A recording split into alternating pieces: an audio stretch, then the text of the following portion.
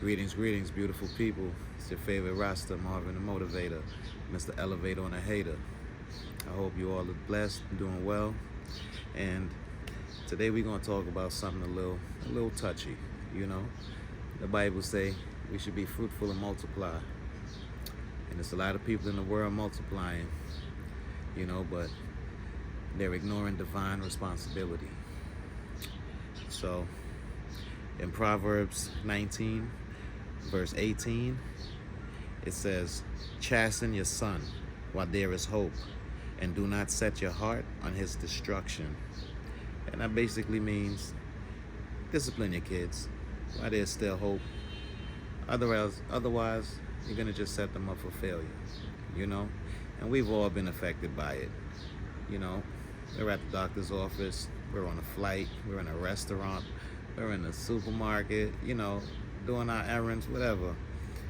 And there's a child, just running around, terrorizing everybody, terrorizing the other kids. They're out of control. The behavior is just horrible, you know.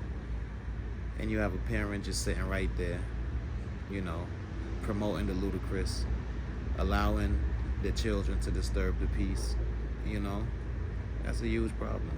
That's a huge, huge problem, and let me just put this out there. Now, we're not going to use discipline as a mean to, abuse your children and mistreat your children. You have to find a sweet medium, a nice little balance there. When you pull them up when they're doing wrong and you teach them right from wrong, from an early age. Early childhood development is extremely important. Children are like sponges, so as parents, y'all need to be extremely aware of what you expose those kids to, and what you plant within them at a young age, Teach them right from wrong.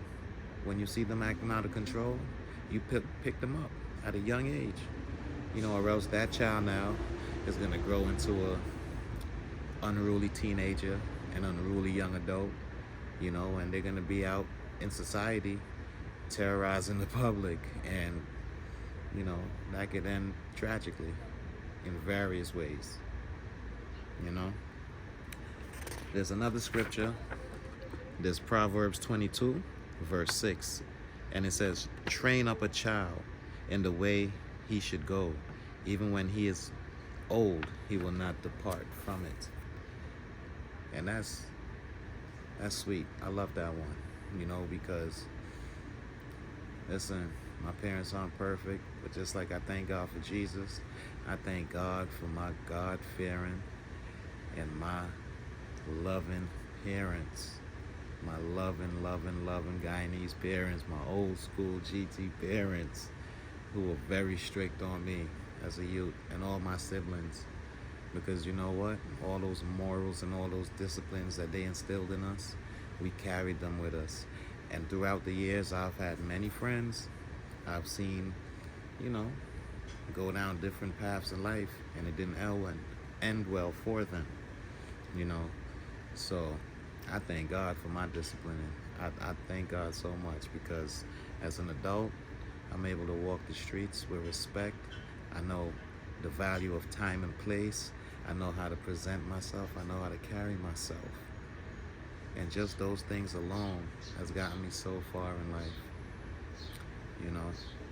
And don't get it twisted either. As parents, we can try our best. We can pray up and down for our children. But unfortunately, we can't make every decision for them.